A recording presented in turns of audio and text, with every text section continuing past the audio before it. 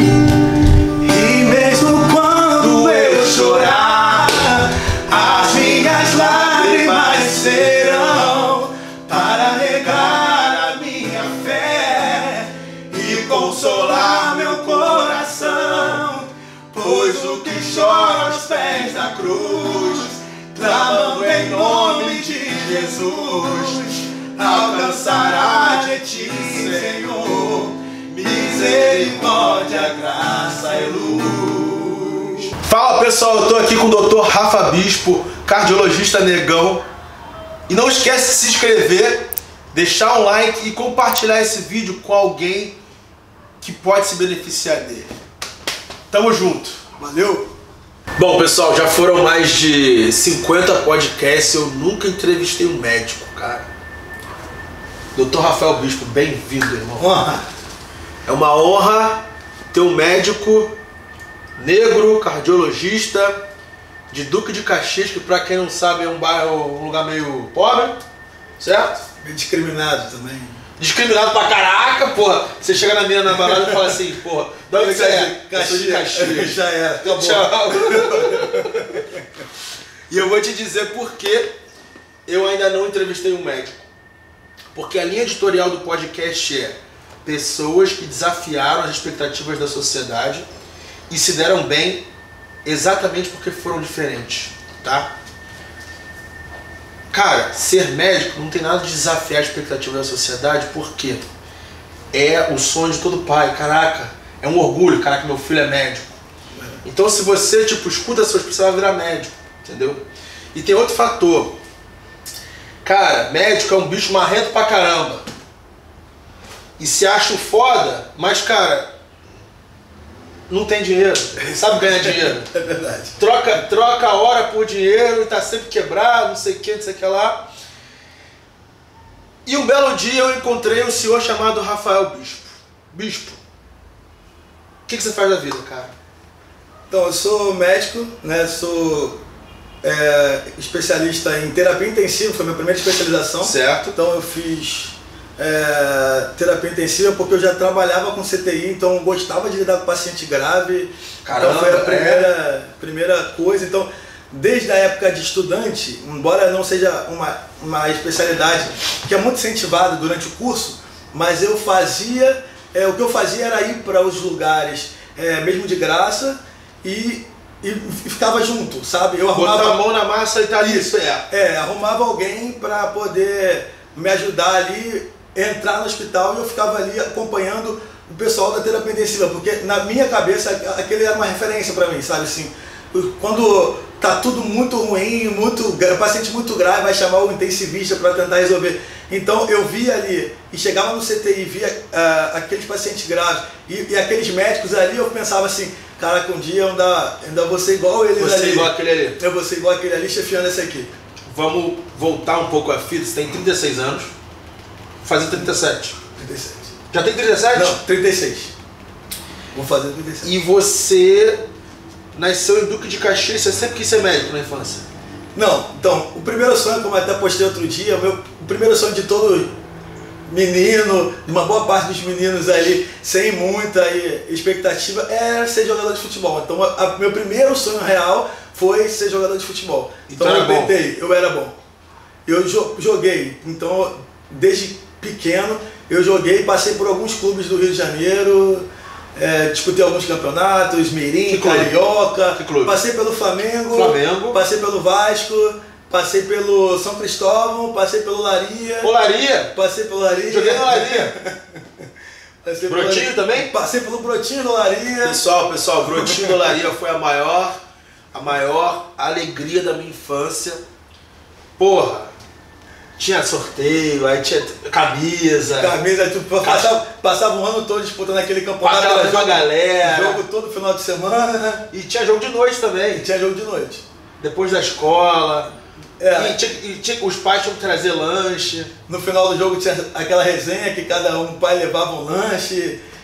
Cara, isso aí foi parte da minha infância. Minha parte da minha infância, cara. Brotinho do Olaria, legal que, pô, você é de Caxias, eu sou da Vila da Penha, mas os mundos convergiam ali no Olaria, que era tipo um clube legal do subúrbio brasileiro. Hoje tá meio jogado as traças, Era bem Mas legal. o Olaria era tipo um clube de classe média alta do subúrbio. Tipo, era um pouco caro a mensalidade de sócio, não sei o que, mas você jogava bem. Então tu tava ali. Tava ali, então dali aí eu fui me destacando, aí sempre tinha aquela convocação para a seleção dos melhores do Brotinho. Aí dali eu fui pro grupo da federação, então, assim. Eu jogava de meia direita. Camisa 10 então. Migrava. Eu jogava mais pra 8. E às vezes pra 5 ali era cabeça de área. Então era um pouco ali cabeça de área, meia direita. Então era mais ou menos essa minha linha aí. Então durante um bom tempo eu fiquei jogando futebol. Eu tinha esse sonho também, inicialmente, de ser jogador de futebol, mas eu sempre fui muito incentivado para estudar. Coisa de família. Teu pai é o quê? Era o quê? O meu pai, ele é despachante de carro, esse é uma profissão que nem tem muito hoje, despachante, né? É um intermediário, é uma profissão que só existe porque o sistema é ineficiente. E aí ele intermedia aí, a legalização, essas coisas. Ele não chegou a se formar em administração, foi uma faculdade que ele tentou. E uma coisa interessante que eu fiquei sabendo depois é que meu pai fez prova para medicina um dia. Então era um sonho que ele tinha, meu pai tinha esse sonho e eu fiquei sabendo isso bem depois. E ele me deu a carteirinha, depois que, sabe, já me formando ali, outro dia ele me mostrou a carteirinha que foi a inscrição dele para vestibular de medicina. Ele se inscreveu para o vestibular de medicina nos anos 60, 70. muito tempo atrás, e o lugar que ele se inscreveu, acho que era Vassoura, se não me engano, e ele não teve dinheiro para a passagem, então ele não foi. Ele não fez a prova. Não fez nem o vestibular. Não fez nem o vestibular. Mas ele fez. Mas ficou aquilo enterrado na garganta e acabou o universo entregando para um filho. Exatamente. Só que, putz, sua mãe fazia o quê? Dona de casa. Dona de casa. Então, um pai despachante que ganhava perto do salário mínimo, certo? E uma mãe dona de casa, e você tinha dois irmãos. Dois irmãos. Uma irmã mais velha? Não, eu tenho dois irmãos e eu tenho minha irmã que é do segundo casamento do meu pai. Tá. Eu tenho dois irmãos, então lá em casa eu sou do meio, tinha o mais velho e o mais novo. Tá, e a irmã veio depois do segundo casamento. E como é que foi essa migração do sonho de jogador de futebol para medicina? Você era bom na escola, você mantinha o sucesso dentro de campo e o sucesso dentro da escola, mas como é que foi essa migração? Porque eu passei por isso também. Eu era bom no esporte, só que o esporte não deu certo e meu backup era mandar muito bem nas notas, porque eu tinha um negão grande pra caralho marcando em cima, me ameaçando. Então, na verdade, eu falo sempre que eu sou muito competitivo. Eu sempre vou buscar uma excelência no que eu faço, mas isso foi até uma coisa que veio lá de trás pra mim. Porque lá em casa, ao invés do meu pai, minha mãe era meio que um general em casa, né? Então, sua mãe era general? Minha mãe era general. Então, mas minha mãe não tinha essa de vou tirar uma nota para passar, entendeu? Assim, ela falou assim, não, tu tinha que tirar nota boa, se tu tirou nota boa, tu não fez mais que sua obrigação. Tirar, pô, mãe, aí. mas pai, tirei 9,5 e o meu amiguinho ali que tirou 7 ganhou um presente do pai dele. Você não fez mais que a sua obrigação. Não tinha isso. Então eu sempre cresci com isso, de ser o melhor. Então eu falo assim que futebol, nota de escola. Então se eu tirasse 9, mas eu visse ali que caramba, eu poderia ter acertado essa e eu dei embora. Eu chorava de raiva, porque eu não queria perder nada. Jogar bola na pracinha pelada, eu ia brigar, eu ia chorar de raiva se eu perdesse, entendeu? Então se... Tipo, bafo, você também ficava ping-pong. Tudo. Mentalidade de atleta, competitivo. Competitivo. Falou assim, eu queria ganhar sempre. Quero ganhar sempre. Tá certo. Quero ganhar sempre. É de crédito. Aí beleza. Isso foi bom pra mim. Porque aí chegou, no momento que você tinha me perguntado, que aí eu falei, qual foi o ponto ali que virou a chave, chegou numa fase que eu tava no Olaria nessa época, e aí as coisas estavam bem difíceis lá, já no futebol lá de campo lá, eu me conciliava entre treinar no futebol de campo e jogava no futsal também, então o treino era à noite. Escola, treino à tarde, futsal à noite. Futsal à noite. Com a perna cansada do treino de futebol.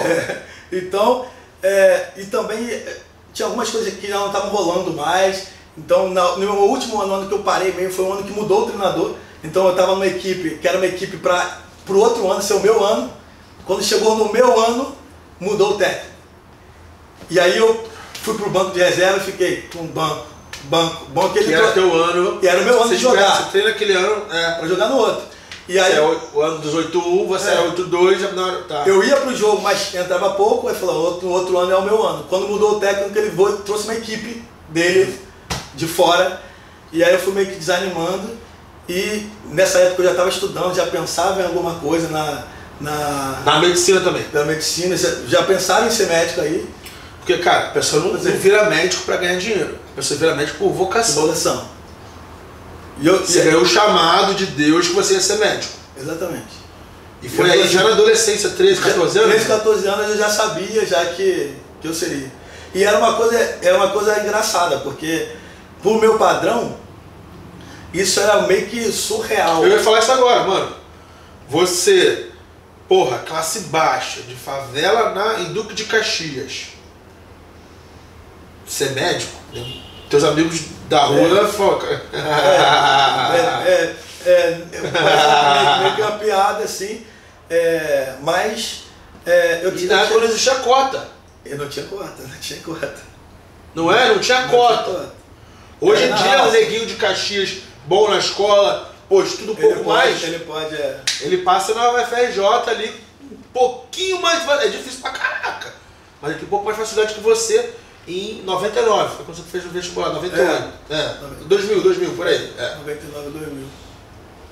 Mas aí foi assim, aí já comecei a alimentar esse sonho de ser médico, né? Já comecei a acompanhar algumas coisas, ver algumas coisas, acompanhar alguns médicos. Assim, tem um médico amigo do meu pai que ele foi uma referência para mim, que era um médico negro, sabe? E ele era... Sério? Ele era médico negrão.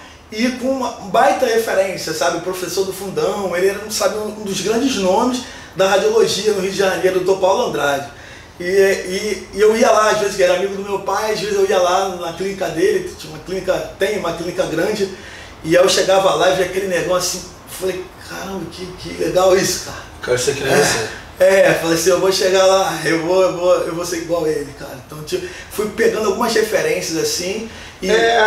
Eu sou um pouco mais novo que você, minhas referências de negro de sucesso eram o Jacaré do Tchan. Tem poucos, né? Porque não tinha, na TV era os caras do pagode, era Netinho, Negritude Júnior, Alexandre Pires, Rodriguinho e o cara do Tchan. Nem no futebol tinha um negão foda, porque, cara, tinha Ronaldo Fenômeno, não era tão preto, Rivaldo, paraibão. Paraibano, nordestino, desculpa. Ele não é de Itaparaíba, não. Ele é de Pernambuco. Romário tinha o cabelo mais liso, não era negão. Então, tipo... Faltava aquela figura, né? Você já tinha um médico. Falei assim, eu já tinha, poxa, seu cara tá ali e tal, eu acho que eu tenho condições ali de... Falei assim, eu vou buscar isso pra mim, pra um dia eu também ser referência para as outras pessoas. Da mesma forma que eu olho pra eles hoje, eu vou batalhar para que um dia olhem para mim e falem, pô, eu quero chegar. Você já é isso. Mas hoje você já é hoje. Hoje eu sou. Caraca, brother. Então, porque depois que eu consegui, contrariando muita coisa, muitas pessoas, porque é uma coisa difícil, eu vou contar daqui a pouco como é que foi todo esse processo, mas durante o período todo, o curso, o que mais você ouve é falar, cara, você tá vendo que isso não é pra você, cara? Pô, por que tu não tenta... De gente dentro da medicina? Não, de dentro de fora. Eu entendo se o pessoal de Caxias falar, mano. Isso, a galera... Mas se o pessoal da medicina falar isso, a galera do convívio, sabe? A galera assim, dali que me rodeava, falou assim, talvez visse a dificuldade que estava sendo, e eu falei assim, cara, por que tu não faz um outro curso aqui? Por que tu não faz um curso mais barato, depois você faz isso? Tá, então vamos falar sobre isso. Você viu esse cara e largou o futebol, focou no ensino médio, vestibular de medicina. Como é que foi essa época? Então, eu fiz a prova dos vestibulares, então é uma coisa assim, mais um fato de você acreditar, entendeu? Então eu fui criado muito naquela coisa que não é a lei da atração ou de chamar a existência, sabe? Chamar a existência aquilo que não existe. Então, assim, eu já me via naquela posição. Então, eu fui fazer as provas e mesmo sabendo que meu pai não tinha a menor condição de pagar uma faculdade particular, eu fiz prova para todas. As públicas. As públicas. Souza Marques, o que? Era Unigran Rio, Gama Filho, tinha medicina? Acho que Gama Filho tinha na época também. Tinha uma outra aí também que pegava vassouras, pegava alguma coisa assim. Tá. E tal. Fiz nas públicas também. Na pública que eu cheguei mais perto foi na UERJ, eu fiquei por 3 pontos na UERJ. E 3 pontos assim. Pra passar mesmo, sabe? Então é pouco mesmo, faltou pouco. Porque eu ia pensar assim, caraca, um cara de escola. Você foi de escola pública ou não? Não, eu estudei muito pouco no começo, mas depois eu consegui bolsa em escola particular também. Ah, moleque. É aquilo de. Você era o único preto da escola? Um dos únicos? Um dos únicos. Mesmo em Caxias, você era os únicos pretos da escola? Os únicos pretos. Eu era da Barra, quer dizer, moro no Recreio, mas tipo, minha escola era na Barra e eu era o único preto. Beleza, entendo, porque na Barra não tem preto. Meu filho é o único preto da escola. Também, até hoje, é mesmo. Na creche dele só tem ele. Vem cá, isso aqui é uma cobertura. Isso é uma cobertura. E tem um preto morando na cobertura. Tem um preto aqui. Às vezes é preto. Às vezes as pessoas meio que... Nego, caramba, chega no elevador, bota o preto lá clicando em não, C. é engraçado, cara. Eu parei o carro aqui embaixo outro dia, tinha um ator que era da Globo, aí tava na Record, aí ele ficou me olhando assim, aí parou no estacionamento e chegou, tu joga onde? Ou tu trabalha com música? Aí eu falei, tu joga onde? Eu falei, não, jogo futebol não. Ele, mas tu toca em alguma banda? Eu falei, não. Ele pergunta direto, ele fez assim, sabe? Eu já joga onde ou toca em algum lugar? Não, quando eu fui subindo aqui o prédio, eu botei lá Rafa Bispo, mora na cobertura e não é jogador, não trabalha com música e não é traficante. Exatamente. Porque no Brasil, cara, preto rico é entretenimento, futebol e drogas. Não é não? Verdade. Querendo ou não, tipo... E é um dilema que eu tenho hoje em dia, as pessoas... E aí, mano, qual é jogador? E aí, jogador? Eu perguntei, qual é jogador? Fala aí, qual é jogador?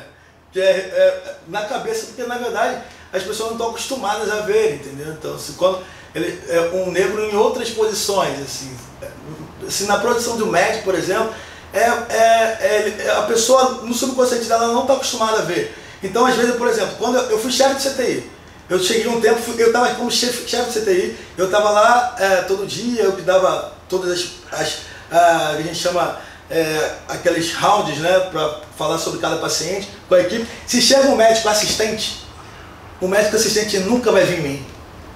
Eu tô lá no Star Médico lá, entra o médico assistente, ele vai entrar e sair umas 5 vezes. Eu fico sorrindo, falei, tá me procurando. Mas na quinta vez, eu falei, pô, eu queria falar do médico plantão, sou eu.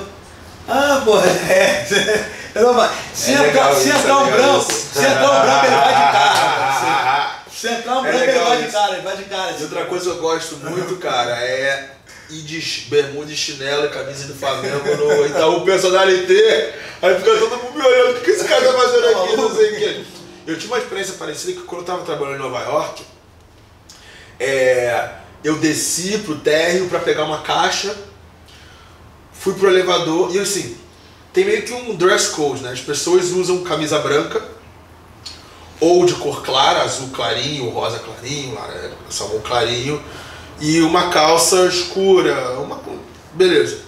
E o pessoal da TI, o pessoal que não é da front office, que não trabalha com cliente, o pessoal que não ganha tão bem, já tem uma camisa mais quadriculada, mais escura e uma calça caqui ou tipo essa assim.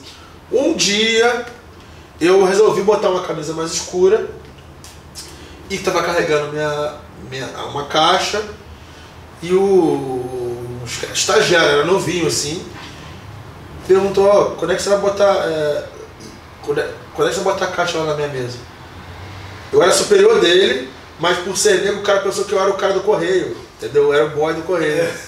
Então eu dei vontade de dar um soco na cara dele. Você teve vontade de dar um soco na cara do ator ou você tipo, tá tão acostumado que foi tipo... Cara, nem tô. Nem me abala muito não, sabe? Você explicou, cara, eu sou médico cardiologista, sou mais pica da Baixada Fluminense. Isso, exatamente. Ele você falou isso? Viu o jalequinho lá. Qual é teu carro? Oi? Tem um Veloz travado. Pica. É aquele que tem um... olha bravo. Bravo. E aí, então voltando. eu fiz a prova, e aí meu pai falou assim, ó, eu falei, faz a prova, eu falei, pai, eu vou fazer a prova para todos e tal. Ele, não, faz a prova. E aí eu passei na prova, e aí era o grande dilema agora, assim, sabe? Porque falei assim, eu passei na prova sabendo que eu não tinha a menor condição de estudar ali, entendeu? Mas eu passei. E assim, eu sempre acreditei muito que eu ia conseguir. Eu sempre me vi lá do outro lado, entendeu? Eu sempre me via vivendo muitas das coisas que eu já vivo hoje, sabe? E eu via isso lá atrás, né? Então, às vezes, cara, tem um fato muito legal, cara. Assim, eu sou da igreja batista, e eu toco lá na igreja e participo do louvor e tal. E aí eu tava com essa ideia de fazer medicina e tudo mais. Cara, e tem um dia que o pastor me chamou lá na frente. Ele falou assim, cara, eu não vou esquecer isso até hoje, talvez ele nem lembre, porque, sabe, eu lembro que minha avó ficou arrasada, minha avó ficou chorando nesse dia, que ele falou assim, quem falou com você que você vai ser médico? Quem falou pra você que você tem que ser médico? O pastor? O pastor. E foi num culto, sabe, tava num culto de semana, assim, ele me chamou lá na frente, falou, porque eu participava de louvor e tal, assim, mas eu participava de louvor, mas não quero ser cantor, entendeu? E ele falou isso, e foi meio que, sabe, um banho de água fria, sabe, na minha família, assim, sabe? Falei assim, será que ele tá, sabe, só porque eu sou negro, eu não tenho condição de ser médico? Porque na família dele tinham médicos, sabe? E eu falei assim, pô, tá, assim, como você sente? Pô, tá viajando, sabe? De você sonhar isso, de você querer isso. Mas assim, eu fiquei chateado nesse dia, minha família chorou bastante. E tem uma coisa que eu valorizo muito, assim, sabe? É na capacidade que eu tenho, sabe? Então, por isso que quando a gente fala de racismo, que isso existe, sempre vai existir, em qualquer lugar. E como eu até postei outros dias, falei assim, uma ferramenta forte que eu tenho é o meu conhecimento, é ser bom naquilo que eu faço, é ser competente naquilo que eu faço, porque se eu for competente, o cara vai ter que me engolir de algum jeito. Porque se ele chegasse lá na época, quando eu estava lá no cargo máximo da terapia intensiva, eu quero falar com um cara que ele ia falar comigo, e por mais que ele fosse racista, ele ia ter que me ouvir, sabe? Então ele ia ter que respeitar ali e não tem jeito. Então, embora eu saiba que exista e existe muito, eu não fico apegado a isso, valorizando isso, sabe? Eu também não. Eu também não. Porque assim, meu approach, eu já sofri muito, coitado de mim. Meu approach hoje em dia é o seguinte: a pessoa que joga racismo pra cima de mim, ou eu já sei que ela tem menos capacidade intelectual que eu, ou tem menos capacidade financeira que eu, ou os dois, entendeu? Então, eu nem ligo, tá ligado? Tipo, que vem de baixo não me atinge. Já tive vontade de dar porrada, de caraca. Na própria Copa do Mundo eu fui alvo de racismo, um macaco. Foda-se.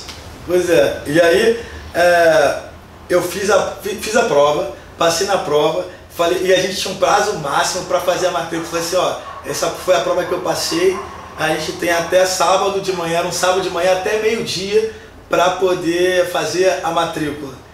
Então quando deu sábado de manhã, eu vi meu pai saindo de casa, e aí ele falou assim, ó, vou ali embaixo, daqui a pouco eu te chamo pra gente descer para fazer a matrícula.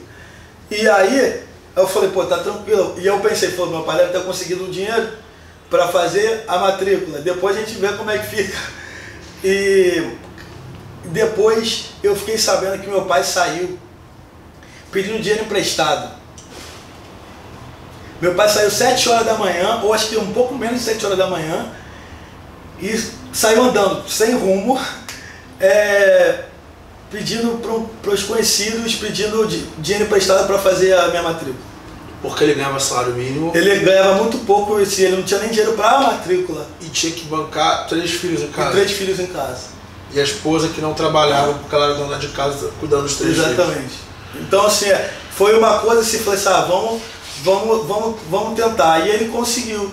Ele conseguiu. Você não sabia disso? Eu não sabia disso. Seu pai pediu dinheiro dos outros para fazer aquela matrícula que era tipo o preço do salário dele. mais do que o salário dele, na verdade, né? Sim.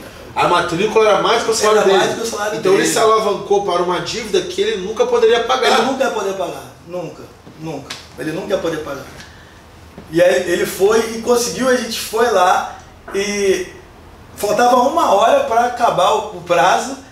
Ele me ligou e falou, pô, desce aqui e tal, e a gente conseguiu se matricular. Na Unigran Rio. Na Unigran Rio. Lá em Caxias. Lá em Caxias. Tá.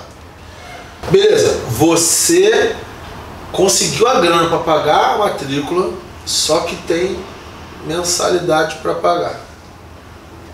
Que, porra, mensalidade de medicina hoje em dia é tipo 10 mil reais. Em 2001 devia ser caro também, pra caralho. Bem caro. Tá. E aí? E aí, uma arma, e que eu falo que foi a arma que eu usei para poder viver, concluir esse meu sonho, foi sendo um dos melhores ali com as minhas notas. Então, foi a ferramenta que eu tinha, porque como eu não tinha o recurso financeiro ali, eu pensei, poxa, se eu for bom e tirar as melhores notas, talvez eu convença o reitor de me dar a bolsa. E aquela coisa, o pessoal falava antes, assim, falava, pô, mas esse aqui é muito difícil da bolsa. Esse aqui, ó, nem adianta ir lá, porque lá ninguém consegue bolsa. Porque eu fui lá tentar falar com o reitor e nem adianta ir, porque ele não vai dar, e não sei o que, e para dar. Mas, cara, eu não ouvi ninguém. Eu não ouvi ninguém. Com certeza tem 200 pessoas todo dia procurando o reitor. Exatamente. Com uma história triste, igual a se minha, fazendo de vítima. Exatamente. Pra pedir, se o reitor, igual eu, cara, eu nego pede desconto, o Ryan bota do seu mais, mas cara, não, entendeu? Então, aí eu falo, 98% do meu conteúdo é gratuito. Mas assim, o trabalho do reitor é dizer não pra essa galera que pede. Se ele dizer sim pra todo mundo, a faculdade vai quebrar. Exatamente. Ainda mais a faculdade de medicina. Exatamente. E aí? Eu tô, pô. Aí você se diferenciou como sendo o cara com as melhores notas numa faculdade de medicina. Tá, mas isso aí não dá dinheiro. Como é que... Então, aí a gente fez meio que uma saga, assim, sabe? Saga? A gente ficou catando reitor para quando renovava, porque o problema todo era quando fosse renovar a matrícula. Porque quando renovasse eu teria que... Fim de período. Fim de período. Aí eu tinha que quitar, para entrar no outro, tinha que estar quitado com esse, né?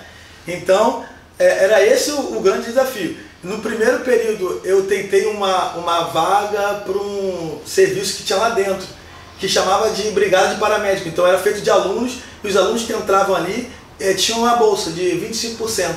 E aí já é um adianto. E aí você trabalhava ali. Aí no final do primeiro período eu consegui. Tá. Eu consegui a bolsa para trabalhar no serviço lá. Então eu trabalhava lá nos horários que não tinha aula. Porque medicina é integral, cara. Tu não pode pegar um emprego ali na loja assim, do shopping, não dá.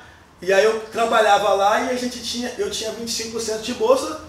Para perder a bolsa só se ficasse reprovado, por exemplo. Se ficasse reprovado numa matéria, você perdia a bolsa. Não, mas calma aí. Como é que você ia manter a regularidade de ter nota boa, sendo que seu tempo livre era gasto trabalhando na brigada de paramédicos? E no fim de semana você também fazia bico, ou não? Não. No final de semana, na verdade, o que eu fazia era buscar hospitais para ficar indo de graça. Tá? Eu ia... Trabalho voluntário. Era meio que trabalho voluntário. Então eu passei uma porrada de lugar que tu imagina aqui, de hospital que eu já fui. Ser acadêmico. Ganhando ou não ganhando? Pedro II, Roger Faria, Fragoso, Piabetá, em Barieira. Você ia lá bater na porta e falou, eu tô aqui pra ajudar. É isso aí. Passei, faz ortopedia fácil, faz pediatria fácil também. Então, sabe, eu passava por todos os setores ali. Sem ganhar dinheiro. Sem ganhar dinheiro. E você usava esse tempo no hospital, mas você perdia tempo para estudar para suas provas. Mas aí eu usava as minhas madrugadas para estudar. Madrugada? Eu usava minhas madrugadas para estudar. Então, às vezes você dormia pouco. Eu dormia muito pouco. Por isso tá com essa cara cansada aí, né? Dormia pouco. Porque eu eu estudava bastante para as provas, e eu estudava com antecedência, um pouco antes da prova eu fazia a revisão daquilo tudo e tudo. Então assim, eu nunca gostei de estudar em grupo, então sabe aquela coisa de vamos estudar, vamos chegar cedo aqui, não, eu gostava de estudar sozinho, então eu estudava sozinho. O dia antes da prova eu chegava na hora da prova para fazer a prova e pronto, entendeu? Não tinha nem depois da prova vamos debater o que botou, o que não botou. Não, eu vou lá, vou fazer o meu, vou sentar lá na frente, pronto, acabou. Tá, agora vem uma coisa que eu até falei no podcast do EdCred, que se aplica a você, é que tem um livro chamado The Triple Package, o pacote triplo, que fala das características dos imigrantes mais bem-sucedidos dos Estados Unidos. Por que o branco judeu tem mais sucesso do que o branco americano? Por que o imigrante cubano, latino, tem mais sucesso do que o imigrante mexicano latino? Por que o negro que vem da Nigéria, imigrante, tem mais sucesso do que o afro-americano? 3 fatores. Complexo de inferioridade. Caramba, Rafael Bispo cresceu pobre e cresceu negro, e é um negro dentro de uma faculdade de medicina. Querendo ou não, você se sente um pouco inferior. Você não tem dinheiro, você se sente um pouco inferior. Ao mesmo tempo, complexo de superioridade. Tipo, inferioridade ao mesmo tempo de superioridade. Por quê? Eu sou pica. Você sabia que você era pica. Você já foi pica no futebol. E ser pica na música. Então você sabia que era pica. E outra também, assim, caraca. Eu da onde eu vim, eu sou mais pica que esse cara aqui da minha sala, porque eles tinham tudo. E terceiro, a capacidade de resistir aos impulsos. Que é, porra, você tem ali 19 anos, tá todo mundo indo pra chopada, pessoal indo beber no fim de semana, descansar no sábado e no domingo, você estava no hospital. Você estava estudando de madrugada, enquanto o pessoal estava na noitada. Então você resistiu aos impulsos do jovem. Concorda? Os 3. Inferioridade, superioridade e resistir aos impulsos. Com certeza, tua juventude, você não teve tanta... na verdade... Você não tinha dinheiro pra sair e pra comer gente. Então era difícil, porque meu irmão mais velho estava trabalhando, ele trabalhava, fazia uns bicos assim, mas durante o meu período de faculdade, eu não comprei uma roupa, eu não comprei uma... Era tudo do meu irmão, sabe? As roupas eram tudo dele. Então o tênis, era um tênis que ele já tinha 2, aí me dava um, aí a camisa que ele tinha outra que dava em mim. E as mulheres também, assim, passavam as mulheres pra você também? Mulher não passava mas roupa, essa coisa, então não tinha muito de, vou passear, vou viajar, não sei o quê. Se alguém não pagasse pra mim ali, então eu não faria. Então, cara, tinha uma coisa assim, que eu falava durante o curso da faculdade, eu falava assim, cara, quando eu me formar, acho que a primeira coisa que eu vou fazer é entrar numa churrascaria, cara. Parece bobeira, né, cara? Mas eu tinha tanta vontade de ir numa churrascaria, cara, eu falei assim, porra, não dá, cara, pra ir numa churrascaria. Eu falei, cara, eu vou no porcão, sabe, assim, fala, caraca, não vou nem olhar o preço, sabe? Era uma coisa assim que eu tinha na cabeça, bobeira, mas, cara, isso, depois eu percebi isso aí, era uma coisa simples pra muita gente, mas que pra mim era uma coisa que eu queria muito. Assim. Daí no seu primeiro período, segundo período você pegou esse emprego, 25% a menos, mas você continuava... Não conseguia pagar nada, cara. Por quê? Vamos lá. Vamos dizer que a mensalidade é tipo R$1.000 e você pagava 800. Pra bancar 3 filhos. Não dava, né? Humanamente impossível. Então o dinheiro dele era lábia e nota do filho. Isso, era o famoso... O que ele fazia? Era o famoso... Fim de período. Era o famoso desenrolo. Então, cara, quando ia se aproximando pro fim de período, eu imprimia as minhas notas, botava no envelope e meu pai também. Então eu ficava com um envelope com as minhas notas e meu pai com outro. E aí a gente fez amizade com os seguranças da faculdade, aqueles que davam acesso ao reitor quando ele chegasse. Porque a gente sabia que quando o reitor entrasse lá na sala dele, era mais difícil a gente conseguir entrar para falar. Então, qual era o hackzinho aí? Era os seguranças falarem por onde o reitor estava entrando. Porque às vezes ele entrava por uma passagem lateral, às vezes ele vinha de carro e entrava lá por trás pelo outro estacionamento. Como se fosse o Michael Jackson despistando o paparazzi. Isso aí. E aí o pessoal ali da portaria e os seguranças já davam O bizu, assim, o bizu, tá ali. ó, o reitor tá chegando, vai entrar lá por trás. Então aí a gente já acertava na boa. Entendeu? Quando o reitor tava saindo do carro, tava subindo a escadinha, eu tô descendo com o envelope na mão. E aí, cara, sabe, eu acho que sim, de Deus, cara, porque assim, todas as vezes, é uma coisa que se falar hoje, o pessoal assim, cara, não é possível. Cara, mas eu falava com o reitor, meu pai falava com o reitor, ele falou assim, pô, ajuda aí, pô, tem as notas boas, o garoto é bom, tem potencial e tal. E o reitor, ele não fazia aquela coisa de, vai lá no financeiro, preenche um protocolo, entra com e-mail, não sei o que, não. Ele pegava uma folhinha avulsa, de papel ofício, me dá uma folhinha aqui. Pegava uma caneta que tivesse, me dá uma caneta aqui. Ele assinava ali, escrevia não sei o que, e falava, vai lá no financeiro e renova. Então eu pegava aquele papelzinho dele, ia lá no setor financeiro, entregava aquele papelzinho devendo 5 mensalidades, porque eu só paguei a matrícula, né? Só paguei uma. E ele estava devendo 5. Teria que pagar 5 para poder ir para outro período. E aí eu conseguia renovar por outro período. Por isso que durante o meu curso da faculdade, tipo, quando eu entrei, eu participei, eu estava com meu nome na lista na primeira semana, mas durante todo o meu curso, durante as primeiras semanas de aula, eu nunca estava matriculado. Chamada. Isso. Pedro, presente. Aí direto pra Samanta, porque não tinha R, não tinha Rafael. Não tinha Rafael. Aí passava a listazinha para a pessoa assinar do lado, né, no nome. E aí eu botava lá atrás de caneta. Ou você só passava assim? Ou só passava. Eu só passava. Mas eu não deixava de ir, sabe? Mesmo não estando matriculado, eu sempre acreditava que eu ia conseguir. Às vezes já tinha começado a aula e eu ainda não tinha conseguido falar com o reitor. E eu ia assim mesmo. E quando tinha prova bem no início, porque tem alguns períodos que tem provas logo no início, eu estudava do mesmo jeito, com a mesma intensidade, e eu ia para a prova, e chegava na hora da prova, eu chamava o professor no canto, falava, professor, meu nome não está na lista, o senhor deixa eu fazer essa prova? Porque eu estou tentando resolver a coisa da minha matrícula, só para não perder a prova e tudo. Então, eu consegui com alguns professores deixavam. Tinha alguns que diziam que não? Cara, então... Então você estudava para a prova que você chegava lá e não podia fazer? E não podia fazer. Então, eu falo assim, eu acho que, como eu até contei lá no Mastermind, tanto em Floripa, agora no Rio, cara, assim... Eu acho que se eu contar minha história 1000 vezes, eu vou chorar umas 1000 vezes, porque era bem frustrante para mim na época. Porque às vezes eu estudava a madrugada inteira para a prova. E aí chegava na hora da prova, eu via aquele pessoal ali discutindo prova, não sei o que, na hora de chegar para a prova, o professor falava assim, cara, infelizmente não vai dar para deixar você fazer a prova. E, cara, aquilo... Caralho.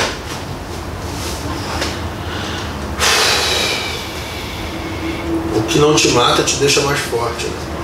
Então, aquilo era muito triste pra mim. E eu voltava pra casa e abraçava minha mãe e falava, poxa, mãe, não deixaram eu fazer a prova.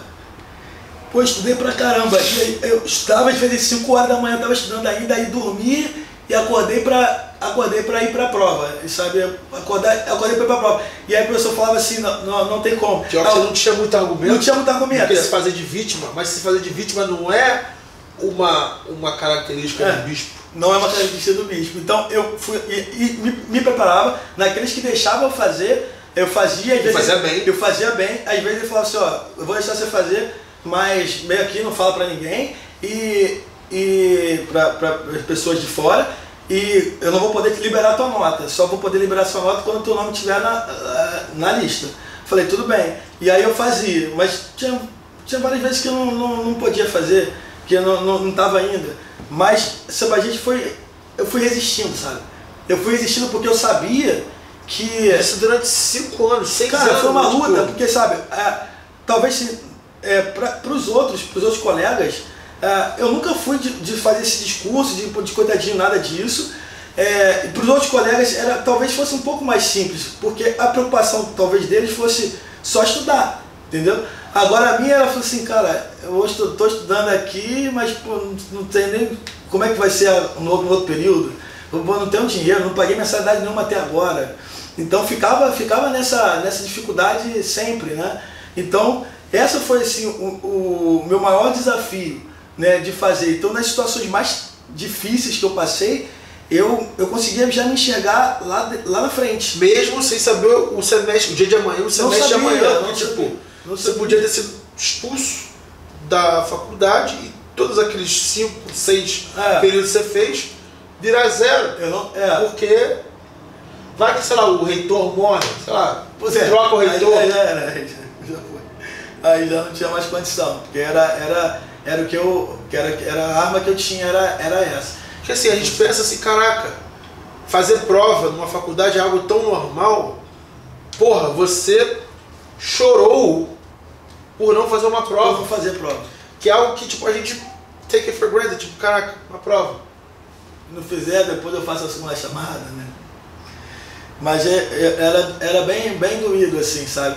Mas eu mantia fé. Eu mantia a fé, eu mantia, porque assim, a Bíblia fala sobre isso, sobre o que é a fé, né? Que é você acreditar naquilo que você ainda não vê, né?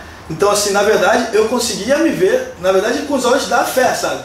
Eu conseguia me ver aqui, como eu estou hoje, eu conseguia enxergar isso aqui. Doutor Rafael Bispo. Eu conseguia enxergar isso. Eu falo que eu pegava umas folhinhas de papel assim, eu já me via assinando a receita já há muito tempo, sabe? Eu pegava assim, de bobeira assim em casa, eu pegava umas folhinhas de papel e escrevia como se estivesse simulando, fazendo uma receita para alguém, e lá embaixo eu escrevia Doutor Rafael Bispo e assinava, sabe? E aí simulava um carimbinho assim embaixo, sabe? Eu desenhava, fazia um quadradinho como se fosse o meu carimbo, sabe? Eu carimbando ali. Então era como você fala, cara, isso aqui vai ser real um dia, cara, isso aqui vai ser real um dia. Então, era isso que me motivava. Então, acho que assim, o meu sonho e a minha motivação era muito maior do que essas frustrações, entendeu? Então, eu ia pra casa, chorava, não sei o quê, mas daqui a pouco eu falava, não, eu vou voltar, se amanhã eu vou estudar de novo pra prova de amanhã, e amanhã eu vou fazer a mesma coisa, sabe? Eu vou lá e vou pedir pra fazer a prova. Tô lembrando de um verso do nosso mentor Kleber Lucas, que você teve o prazer de conhecer, seu pai teve o prazer de conhecer. Se uma porta se fecha aqui, outras portas se abrem, né, ali. E eu preciso aprender mais de Deus, porque é Ele que cuida de mim. Pois é. Aquela outra frase que você sempre usa, um com Deus, como é que é? Um mais Deus é igual a maioria. Um mais Deus é igual a maioria. É aquela coisa de você nunca estar sozinho. Por isso que eu estimulo muito os sonhos dos jovens, vindo da situação mais terrível que seja, porque eu falo que o ponto de partida já foi definido, mas o ponto de chegada, isso a gente que define. Então, você pegar um discurso e terceirizar o seu fracasso para terceiros, isso não é justo, sabe? Então, eu já fiz muito isso. Eu falei assim, você fala assim, eu não faço porque também o sistema... Meu pai, sistema, exatamente, meu patrão... Exatamente. O cara que puxou o tapete no meu trabalho, terceirizava tudo isso. Terceiriza aquilo, mas a partir do momento que você fala, não, cara, eu posso, eu posso alcançar o que eu quero, apesar de onde eu vim, apesar do cenário que eu vivo hoje. E eu posso ser o que eu quiser, e eu posso chegar aonde eu quiser. E aí foi assim que eu fui me galgando. Teve um marco. Você foi arrastando. Fui arrastando, porque teve um marco importante durante a faculdade, que meus pais se separaram, eu estava mais ou menos no meio da faculdade. Então ficou ainda mais difícil para mim. Por causa da sua mãe que não trabalhava, ela era dona de casa. Dona de casa. E aí apareceu você com, sei lá, 21 anos. E sua mãe, com 20 anos a menos de experiência de trabalho, com seus 40, 50 anos, tendo que trabalhar. Pois exatamente, né? Minha mãe já é uma senhora, né? Então, mas para ela conseguir até manter algumas coisas em casa, agora meu pai não estava ali direto, ela teve que voltar a trabalhar. Então, ela começou a trabalhar nos serviços gerais, de limpeza numa creche próxima. Então, só que assim, a creche era grande, sabe? Era uma casa com 2 andares. Então isso me marcou muito, porque quando eu descia para a faculdade, Cara, assim, me doía muito ver minha mãe subindo com um saco de lixo nas costas pra botar na praça, sabe? E ela já era uma senhora, sabe? E eu falei, pô, caramba, eu tô descendo aqui pra ir pra aula, e eu tô olhando aqui, eu olho aqui e tá lá minha mãe lá em cima, cara. Assim, minha mãe é muito guerreira, cara, guerreirona demais, sabe? E uma mulher assim que me sustentou em oração, sabe? Assim, ela sabe, me sustentou em oração ali, falou, a gente vai conseguir. E ela fez a parte sim, sabe? O que era possível ela fazer, ela fez. Então ela não teve esse negócio de, vou fazer corpo mole, porque, não tô sem. Não, cara, ela viu a necessidade ali e ela foi e aceitou lá o trabalho e ficava lá e trabalhava pra caramba. Ela era os primeiros empregos dela. Ela era sozinha pra cuidar, limpar aquela casa toda e tudo. E ela sempre foi muito batalhadora, assim, muito prestativa. Então, sabe, me partia o coração. Mas doía. Você via, descendo para a faculdade, via tua mãe sofrendo ali por você. Ela não precisava daquilo, sabe? Ela estava fazendo aquilo por mim. Entendeu? Ela não precisava. Então, era esse o meu drama, sabe? Assim, de ver ela assim, pô, caraca, eu tenho que fazer valer a pena isso pra ela, sabe? Então, o que eu queria era, o meu sonho é o que eu tô fazendo hoje, cara. É poder honrar ela, sabe? Honrar, sabe? Mandamento número 8 de Moisés, honrar pai e mãe. Honrar pai e mãe. Então, pra mim, uma das minhas maiores alegrias que eu tive foi poder me formar. E eu lembro que no meu último dia de aula, assim, eu tava indo pra aula, assim, no último dia minha mãe tava em casa e de joelho, assim, sabe, ela tava orando lá.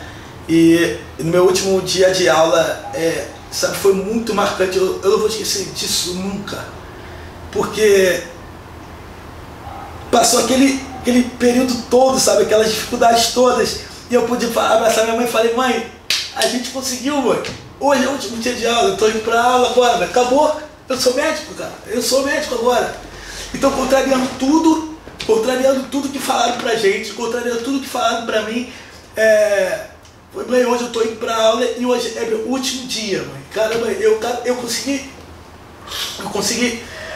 Então, assim, foi, sabe, uma alegria, sabe, muito grande, cara, porque eu lembro que durante os cursos eu tinha vários amigos que me ajudavam, porque às vezes tinha estágios longe da faculdade e eles falavam assim, às vezes quando eu não ia de trem e tal, que eles juntavam alguém para dar carona para ir para outro lugar, assim, esses colegas eles já sabiam que tipo, eu não tinha condição para inteirar, porque tem um colega de carro, aí todo mundo vai dar o dinheirinho para inteirar na gasolina. Para poder ir pro estágio e tal. Mas aí ele falava, pô, negão, entra aí. Aí eu falei, pô, negão, tá tranquilo, cara, não precisa dar não. Tipo, o rateio pra gasolina, o rateio pra gasolina. Você contou uma história também do almoço lá de São Cristóvão. Exatamente. Então, esse é um outro episódio que eu sempre conto, assim, que foi, assim, era bem marcante pra mim. Porque a gente fazia estágio. Caiu um cisco no meu olho. A gente fazia... Coçando. O Vini também tá coçando o olho dele ali, cara. Acho que tem uma virose, sei lá, alguma coisa aqui nessa tua cara. Tá me dando uma alergia no olho, cara. A gente fazia estágio tem uma época que a gente fazia estágio no hospital, que era no Quinta Dó. Que fica em São Cristóvão. Ali, Boa Vista. E aí, o estágio era o dia inteiro. E ali tinha pouca opção pra mim, porque tinha um restaurante ali embaixo, que era o restaurante do hospital, que tinha um valor um pouco alto pra mim, pra eu poder todo dia estar comendo ali. Só que lá em cima, eu encontrava alguma dificuldade pra esquentar comida e tal, assim, sabe? Então, geralmente, quando os meus colegas desciam pro almoço, eu ficava na sala. Aí eles falavam, pô, não, vai almoçar não, não. Eu falei, não, tranquilo, cara, vai lá. E aí eles desciam pra almoçar lá.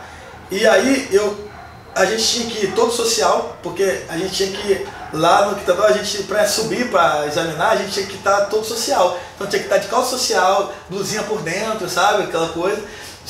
Essa professora só deixava eles lá para entrar nos quartos dos pacientes assim. Então a gente ficava assim. Então na hora do almoço, às vezes estava nesse verão, por exemplo, nesse calor. 40 graus, isso pra caramba.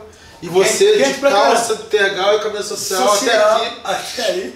E aí, enquanto o pessoal tava lá no restaurante, almoçando no ar-condicionado do hospital, eu descia, tirava o jaleco, descia e dobrava o punho da camisa e eu ia caminhando pela calçada e subia e comia lá, na linha do trem. Lá mas cima. É longe, tem uma caminhada para suar e subir aquela rampa até a linha do trem. São Cristóvão, que é do outro lado do Maracanã. Isso. Aí por lá tem umas lojinhas de refresco, salgado. E eu costumo falar que ele era o abençoado joelho com refresco, entendeu? Porque R$1, isso era 1,20, cara. Era 1,20. Joelho com refresco em 20. Joelho com refresco em 20. Esse foi o meu almoço durante muito tempo, cara. Tipo, enquanto meus colegas estavam lá, criou anticorpos, criou anticorpos ali, aquele bate-entorpe ali, sabe? Mas quando eu tava ali, cara, comendo aquele joelho e tomando aquele refresquinho, todo suado lá em cima da linha do trem, eu falava assim, cara, isso aqui faz parte do processo, sabe? Faz parte, eu tenho um propósito nisso tudo, isso faz parte do processo. Isso aqui, eu vou passar por isso aqui vai passar, tudo passa, e esse momento aqui também vai passar, entendeu? Então, foi assim, isso me dava um gás, falei assim, cara, beleza, eu tô aqui comendo aqui, mas sabe, isso vai mudar pra mim em algum momento. Em algum momento eu vou poder estar comendo no restaurante sem churrascaria. Vou poder ir na churrascaria, sabe? Eu vou poder, sabe, ter um carro. Morar na cobertura de um prédio chique pra caralho na Barra. Pois é. E aí, por exemplo, hoje, eu brinco sempre que o pessoal às vezes bate no meu ombro e fala assim, pô, tá tirando onda, negão. Pô, quero ver tirar essa onda duro. Falei, pô, meu irmão, vai passar o que eu passei, caramba. Eu falei, tá. Quero ver gravar story com teto solar. Entendeu? Pra chegar ali foi... Respeite quem pôde chegar onde a gente chegou. Pois é, cara. Assim foi uma batalha intensa. E aí, durante a faculdade, teve um período que eu não consegui falar com o reitor. Teve um período que eu não estudei. Eu já estava no 5º período, cara. Você estava no 5º período e você não estudou? Eu não estudei. Você ficou off, tipo, você ficou em casa. Não volta pro emprego, sei lá. Na verdade, meu pai tinha um escritóriozinho pequeno, de despachante e tal, ele com mais um. Então, durante esses 6 meses que eu não estudei, porque nesse período o reitor tinha viajado, a gente não conseguiu esse contato com o reitor, então foi passando as semanas, eu fiquei indo para as aulas, mas chegou um momento que assim, o reitor não ia voltar, ele ia demorar algumas semanas para voltar, e aí já tinha passado a primeira prova, a primeira sequência, então não teve jeito. Aí eu parei, fiquei 6 meses sem estudar e fiquei trabalhando como office boy. Então você perdeu tua galera da turma? Perdi minha galera. Aí, e o escritório que meu pai trabalhava era próximo da faculdade, então eles passavam por mim, na verdade. Eu encontrava com eles pelo caminho ali, indo pra aula, não. E perguntava? Eles perguntavam, e aí, cara? Pô, eu falei, cara, esse semestre não deu não, mas, cara, se Deus quiser, semestre que vem eu volto.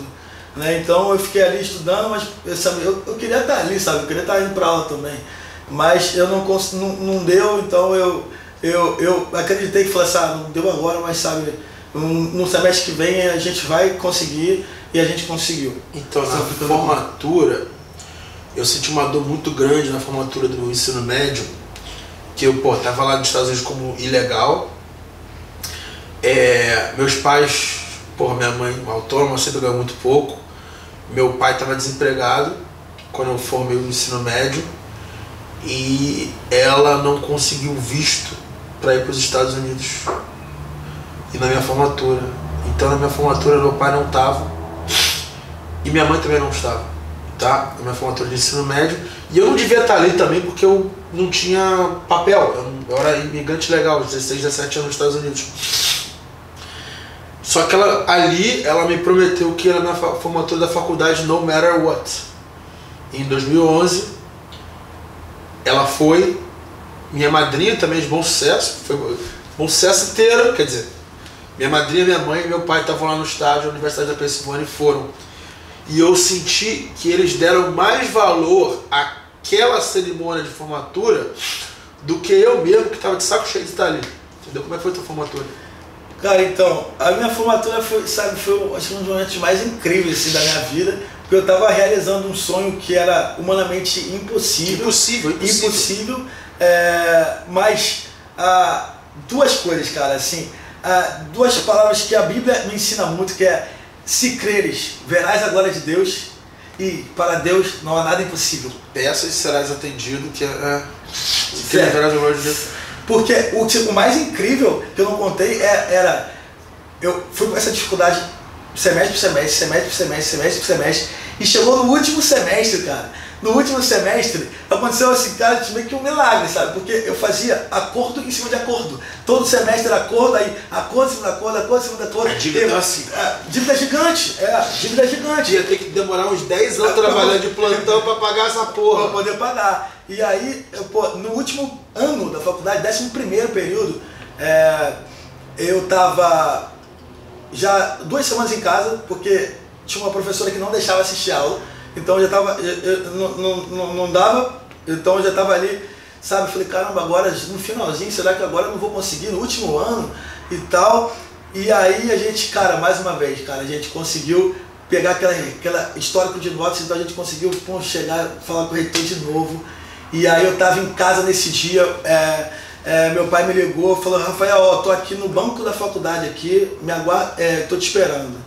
E aí quando eu desci, e cheguei lá na faculdade, encontrei meu pai no banco com 2 envelopes na mão, não estava sem entender nada do que estava acontecendo, mas ele pegou e falou assim, cara, o que eu te falei que a gente ia conseguir essa bolsa de 100%? Meu pai falava isso desde o começo, né? Aí ele puxou um envelope e no envelope o reitor tinha me dado a bolsa integral naquele último ano. Oh, que legal, cara. Aí, então, eu sabia que, sabe, 11º, 12º, eu falei, caramba, agora sim, então, agora sim, você vai se formar. Eu vou conseguir, agora é só estudar. Acabou, agora é só estudar. Então agora é só estudar. É só estudar, porque, tipo, estudar medicina deve ser normal. Puta que deve ser difícil pra caramba. Mas, tipo, agora é estudar. E aí, cara, a parte mais marcante dessa história é o outro envelope que meu pai me deu, cara. Porque o outro envelope, ele falou assim, esse versículo que eu falei, cara, eu falei, se creres verás a glória de Deus, que meu pai falava bastante sobre isso, e eu peguei o outro envelope. E aí quando eu peguei o outro envelope e que abri, eu comecei a tremer, cara, porque eu não estava acreditando no que eu estava vendo. Porque quando eu peguei o envelope para ver os débitos anteriores, estava zerado. Perdoou a dívida? Zero dívida. Caraca. Ou seja, eu fiz 6 anos, eu fiz 6 anos e meio, né? A formação foi 6 anos e meio por causa do período que eu parei. Eu não paguei 11 mensalidades, cara. Durante o quê? Bota aí 6, mais 70 mensalidades.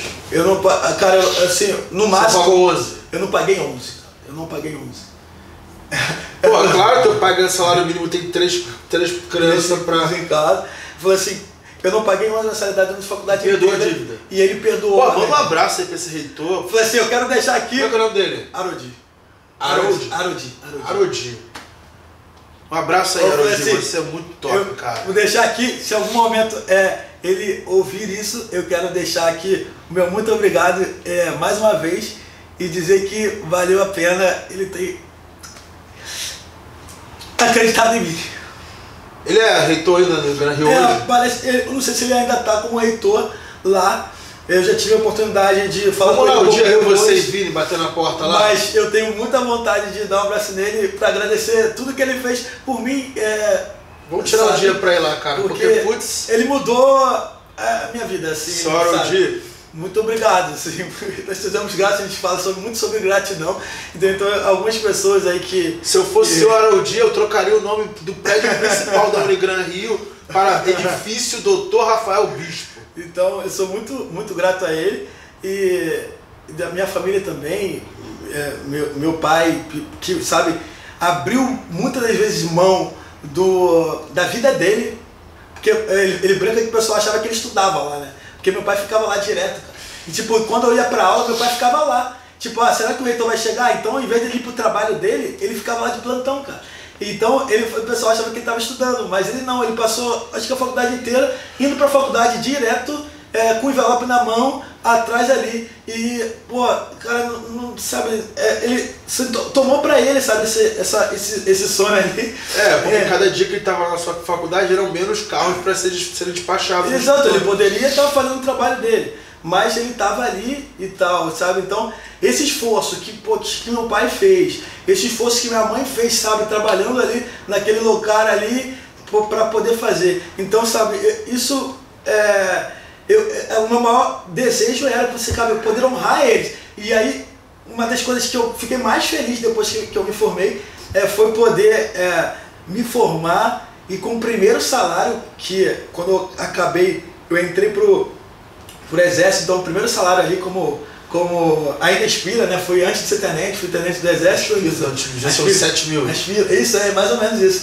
E aí acumulou, porque ficava um tempo que tu não recebia, e depois tu recebia aquele bolo, né? Como se fosse dois meses e tal. E, eu fui pra uma loja de eletrodoméstico, porque lá em casa tava tudo meio caindo aos pedaços, né? E poxa, eu pude comprar tudo novo pra minha mãe. Então assim, e a gente chorava junto, porque eu falava, mãe, escolhe a geladeira que você quer, mãe. Essa aqui, eu falei, moça, essa aqui. Mãe, escolhe o fogão, mãe. Pô, mãe, televisão, quer, mãe? Vamos trocar a televisão, mãe. Mãe, escolhe o que você quer mais. Você quer, sei lá, micro-ondas, mãe? Escolhe o micro-ondas que você quer. Escolhe qual você quer. Não escolhe, eu quero mais barato, não. Escolhe o que você quer. Você quer isso aqui? Eu falei, moço, então eu pude dar tudo novo pra minha mãe, sabe? Tudo, sabe, do melhor pra ela.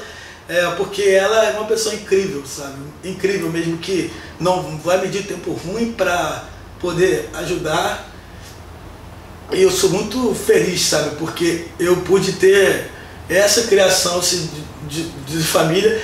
E eu falo sempre assim, para as pessoas que não tiveram essa oportunidade ou não têm pessoas e pais. É o que eu falo da frase que eu gosto muito, que é mas Deus é igual a maioria. Mesmo que você não tenha ninguém, você não está sozinho, e o teu sonho é possível de ser realizado, e você pode chegar aonde você quiser. Então, aí, voltando lá à sua pergunta da minha formatura. O dia da tua formatura. Cara, a minha formatura foi um momento mágico, cara, porque acho que o peso, né, por satisfação e da galera que acompanhou, sabe, a minha história ali, cara, então galera de Caxias, eles foram de ônibus, cara, teve ônibus, saiu galera de Caxias, Centenário, foi pegando o pessoal pelos bairros assim, chegou de ônibus lá, eu acho que, pô, foi aquela... Como se fosse aquela excursão tipo, pra conservatória, caravana de Caxias, velho. Um monte de preto dentro do ônibus. Um monte ônibus. de preto negrada ali, firme mesmo, tipo, o pessoal da igreja, os pós-negradas, caramba. Então... No auditório tem um monte de preto. Só tinha de preto, né, cara? Minha formatura eu era o único negro, né, da turma. Então, pô, aquele público lá falou assim, deve ser do Rafael, né, que só negro, velho. Então, muito negro. E foi o mais barulhento do... Quando gritou, Rafael Bispo. Quando chamou meu nome, cara, foi um momento que eu entrei pulando, eu pulava, cara. Eu pulava e eu gritava, Deus é fiel, cara. Tipo, as pessoas que lembram da minha formatura, quando chamou, assim, foi um momento que, sabe, que eu explodi e eu falava assim, cara, Deus é fiel, Deus é fiel, Deus é fiel. Foi assim que eu entrei. Deus é fiel. Foi assim que eu entrei e quando eu olhei pra baixo eu vi minha mãe, meu pai, o pessoal de Caxias, todo mundo ali gritando, sabe? Como se fosse um gol de final de Copa do Mundo, era todo mundo ali, sabe? Então foi esse momento marcante da minha vida. E aí, sabe, eu consegui me formar e agora sim eu consigo ser um profissional de excelência, sabe? Hoje em dia você tem clínicas? Eu tenho clínicas. No plural? Clínicas no plural.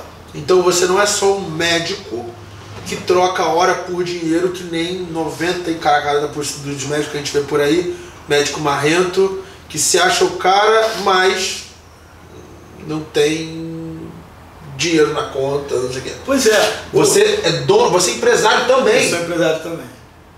Justamente pelo pensamento que o que eu via em alguns formatos de colegas médicos, até alguns mais idosos e mais velhos, dando plantão e tudo mais, eu falava assim, cara, eu não quero isso pra mim, entendeu? Porque o cara na verdade precisa. Ah, então da mesma maneira que você olhou aquele radiologista negão lá atrás, Exato. caramba, eu quero aquilo pra mim.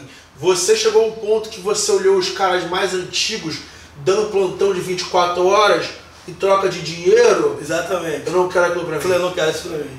Então assim, eu vou buscar os caminhos para poder não que eu vá deixar de ser médico, eu gosto de ser médico, tem dias que eu vou exercer a medicina, mas hoje eu sou empresário e, como diz o nosso ditado lá, é só o começo. É só o começo. É só o começo. E me dá uma alegria enorme, cara, porque você sair da posição que eu tô e que eu estava, e entrar na posição que eu tô e você poder empregar pessoas e poder você dar dignidade para as pessoas. Dá dignidade, porque o teu trabalho tá botando comida na mesa daquela galera ali. Pois é, e aí você pode empregar, e aí você ter aquelas famílias, e você incentivar aquela equipe, e eu acho que é só o começo, e você poder fazer mais, entendeu? Fazer mais, assim, o padrão de clínicas que eu tenho hoje, e tem os outros projetos das clínicas cardiológicas também. O que faz um médico pagar a mentoria do Ryan da internet, cara? Então, engraçado, eu falei assim, porque o meu irmão, ele tinha visto alguma coisa sua pela internet e tal, e aí ele me falou de você, e eu entrei e comecei a acompanhar também. Logo em seguida eu ouvi o podcast do Pedro Faria. Do Pedro Faria. Logo em seguida, aí falou, um salve aí pro Pedro Faria. Pedro Faria, mestre. E aí eu logo em seguida eu vi o podcast do Pedro Faria. E isso começou, eu já tinha as minhas clínicas, mas assim, eu enxergo que eu posso muito mais ainda. É de crédito. Falei assim, eu posso muito mais. E aí é aquilo, você é a média das 5 pessoas que você anda, e se eu tô andando com os colegas aqui, médicos, com uma mentalidade X, e eu sou o único que pensa diferente. Falei assim, eu tô ali, não cara, eu tenho que estar num outro grupo da galera que vai me levar a pensar de uma forma maior. Porque querendo ou não, você sendo um médico cardiologista de sucesso, você já é o macacão da bola azul do seu grupo. Pois é. E lá no Mastermind você cara, é eu sou média. média, entendeu? Mas é só o começo. Mas é só o começo. Então, dali eu falei assim, cara, eu quero estar dentro, desse grupo, eu quero participar. Já tá acontecendo coisa ali, né? E já está acontecendo coisas. Conta um pouco aí do mercado de cardiologia. Então, a especialidade, eu fiz terapia intensiva, depois fiz cardiologia, então cardiologia é uma especialidade rica, né, que abre um leque de opções aí muito grande. Então, se você contar hoje que a principal causa de morte no mundo são as patologias cardiovasculares, né? Então, contando com todas as principais causas de morte no mundo, o que pesa mais, o que está no topo, são as doenças cardiovasculares. Então, a preocupação de cuidar do coração talvez seja um pouco maior do que das outras coisas. Se o cara tem uma dorzinha de barriga, beleza. Ele pode tomar um Buscopanzinho e achar. Se ele tiver uma dor no peito, ele vai no cardiologista. E ele não vai esperar o SUS. E ele não vai esperar o SUS, ele vai fazer. Então, da minha clínica, das duas que eu atuo, um dia da semana eu atuo, eu tenho a agenda cheia desde que eu abri. O quê? Quantos pacientes você pode pegar por dia? Assim? Por exemplo, 20? Mais de 20 por dia. Mais. E espera pra frente. E logicamente, você sendo bom tecnicamente e fazendo um bom trabalho ali. E se boca a boca também divulga, volta. Mas o projeto que eu tenho é pensando nisso. É pensando na cardiologia, porque é isso que o peso maior das clínicas populares acaba sendo a cardio. Os exames complementares e tudo que engloba isso é a cardiologia. Então, eu sou feliz fazendo cardio, eu acho que é uma especialidade linda e talvez é uma especialidade que as pessoas tenham um pouco mais de medo, na verdade.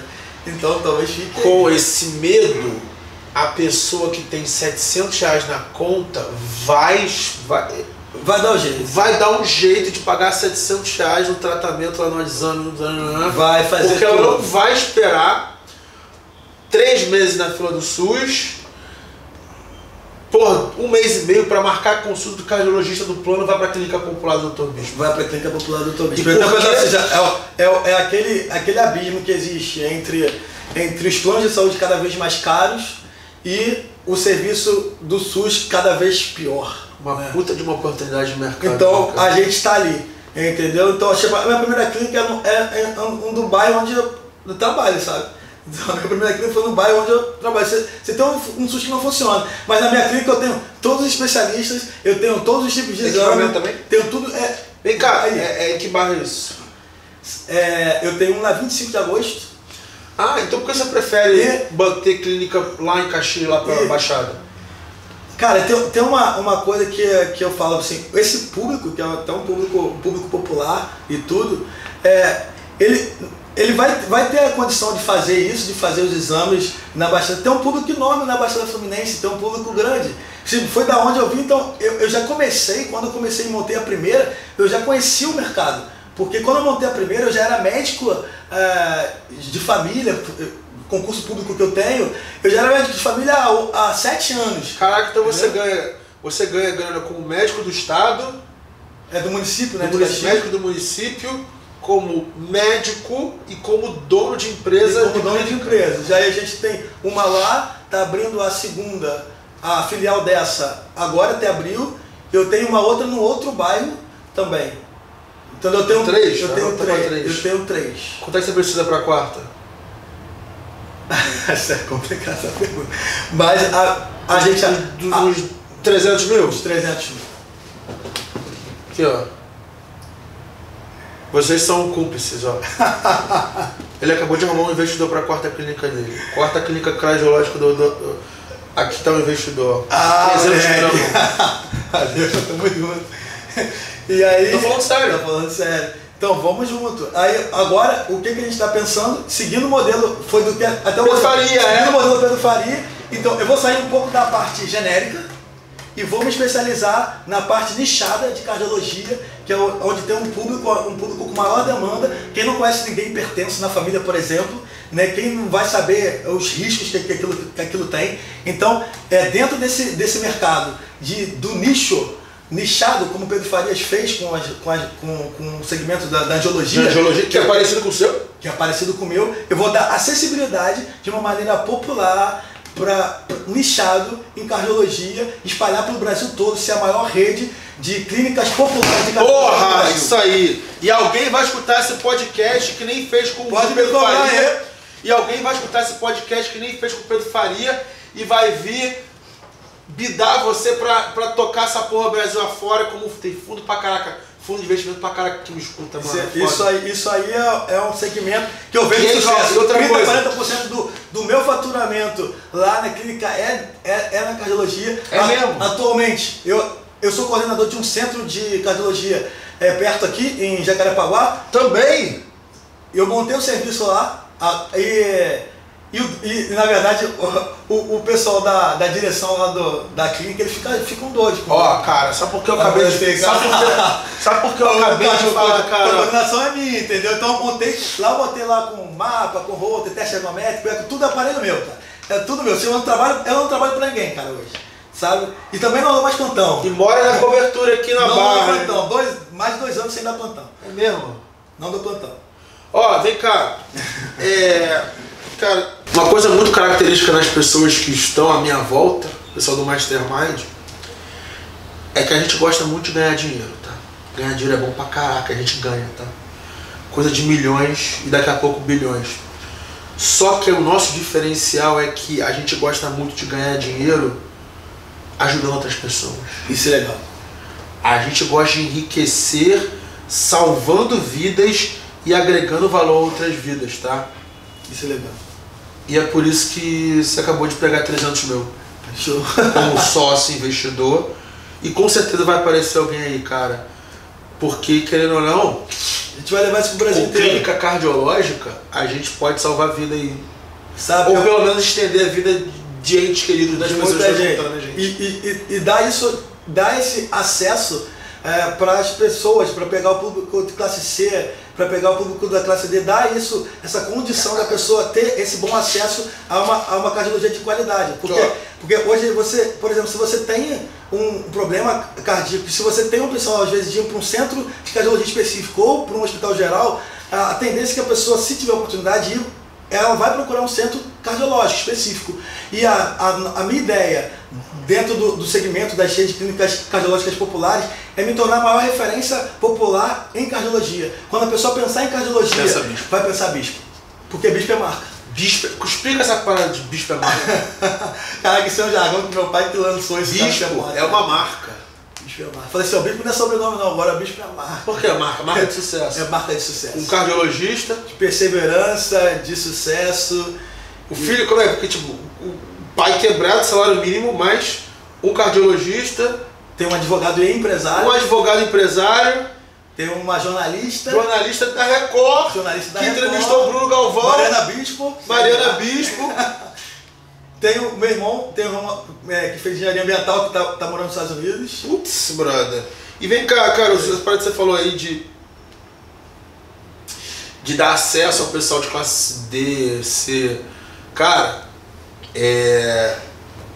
o Bruno Galvão, ele conta a história dele, que a mãe dele faleceu porque ela não tinha dinheiro para comprar os remédios e prosseguir o tratamento dela. Isso doeu muito nele, porque ele perdeu a pessoa, ele tinha problema com o pai, a pessoa mais querida para ele, por falta de grana. Ele botou ali, cara, eu nunca vou voltar grana na minha vida. No meu caso, eu só sou o cara hoje, que eu sou hoje, porque aos 15 anos eu fugi da casa do meu pai. Tá? Fugi mesmo, tipo, eu não queria mais morar naquele ambiente. Tava brigado com meu pai e com a minha mãe, arrumei um jeito de sair, que foi através do intercâmbio. Mas o que pouca gente sabe é que eu entrei na situação de querer sair da casa do meu pai porque meu primo Gustavo e meu primo Guilherme vieram morar na minha casa. E eu era filho único, do nada eu ganhei 2 irmãos. Um apartamento de 2 quartos com 3 pessoas é uma coisa. Um apartamento de 2 quartos com 5 pessoas e 3 marmanjos fedorentos é outra parada. Entendeu? E por que eles vieram morar na minha casa? Porque a mãe deles morreu. Em janeiro de 2005. A mãe deles morreu porque ela morreu. Porque ela também não tinha dinheiro para pagar o tratamento dela. Ela sabia que estava doente, não tinha dinheiro para pagar o tratamento dela e não estava isolada em Rio Grande do Norte e não pediu ajuda, não tinha que pedir ajuda. E talvez por orgulho e não mostrar isso, não pediu ajuda para o meu pai para pagar esse tratamento. Então essa ideia de clínica popular é pica das galáxias. Entendeu? E eu vou nichar nisso porque, assim, como eu falei, essa principal causa de morte, as complicações, eu como intensivista, que eu vejo a realidade das complicações cardíacas, que o CTI é cheio de AVC e infarto, né? Então, assim, acho que 80% está aí nisso, né? Então eu poder dar esse acesso e dar dignidade para as pessoas, e as pessoas não estão acostumadas a serem bem tratadas, infelizmente. Então eu fujo um pouco daquela ideia do médico arrogante, assim, sabe? Daquela ideia do médico que se acha o rei da bocada. Todas as minhas consultas, elas começam com um sorriso, todas as minhas consultas. Cara, eu não lembro da última vez que fui no médico, o médico sorriu pra mim. 100% das minhas consultas. Porque eu entro lá, o médico tá olhando pra baixo assim, querendo me expulsar da sala 5 minutos pra trazer outro paciente, porque ele tá ganhando muito pouco do plano de saúde. Do plano de saúde. Então essa é uma diferença, porque... Você não aceita plano? Oi? É cash? Lá é cash. Boa. Mas isso, e aí, essa dignidade que eu dou pra eles, tanto no meu ambiente, porque, cara, minha clínica é bonita, eu botei uma clínica linda lá em Santa Cruz da Serra, cara. Eu botei lá, porcelanato, móveis planejados, eu botei tudo, o cara entra lá e fala assim, pô, cara, por que tu gastou tanto dinheiro aqui, pô, em Caxias? Velho, sabe, cara, mas que eu quero é isso, eu quero dar dignidade para as pessoas, quero que elas entrem num lugar confortável, bonito, se sintam bem, que sejam valorizadas e que os médicos, isso é um pré-requisito para todos os médicos que trabalham comigo, que eu levo para trabalhar comigo, é isso. Falei assim, o cara é estrela, o cara é muito bom, mas é estrela, cara, não quero. Sabe, porque o que eu quero é dar dignidade, porque às vezes o meu tratamento lá com ele, o meu sorriso, faz mais efeito para ele do que o meu remédio. Caraca, o meu sorriso faz mais efeito para ele do que o meu remédio. Isso me leva a outro ponto, cara. Você lembra do Mastermind esse último que teve no Rio? Todo mundo ali estava no mesmo nível. Você não sabia quem era bilionário e quem estava começando. Você entendeu? Legal. Isso? Isso foi uma das coisas também, cara, que eu acho muito incrível, que eu sempre falo para as pessoas, o que tu acha do Mastermind? O pessoal vai me perguntando. Depois do Mastermind Floripa eu recebo mensagens do Brasil inteiro. Que isso? Do Brasil inteiro, que aí vai falar assim, cara, o que tu falou? Que tava todo mundo chorando lá em Floripa. E eu me inspiro em você. O cara lá do interior da Bahia me mandou mensagem outro dia, cara, ó, eu vi um pouco da sua história e eu me espelho em você, cara. Você é uma referência pra mim.